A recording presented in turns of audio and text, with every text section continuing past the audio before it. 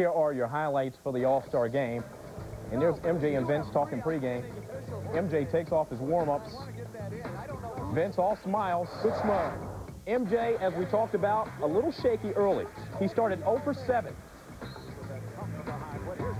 He's just not hitting, guys. Dead legs. Watch. There's not much lift in his legs at all. Jordan, they look for him early, so he can't fault his teammates.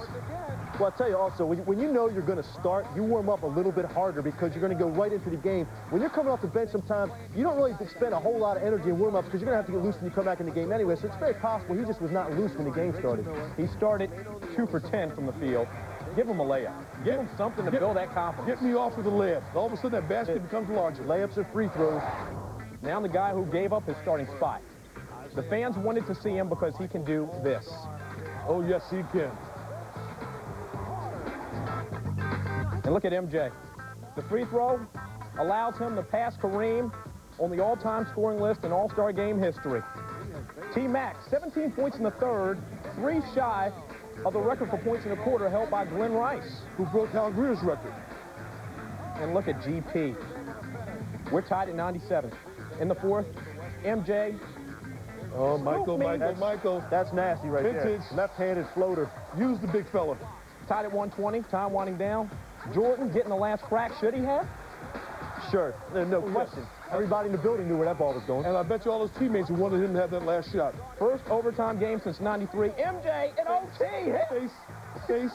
Right over Sean Marion. Should have ended there. They should have just stopped the game. Woulda, coulda, shoulda. Look what happens. West down 2. Jermaine O'Neal fouls Kobe Bryant on a 3. Jermaine. Know the score. But should the foul have been called? Yeah, it's basketball.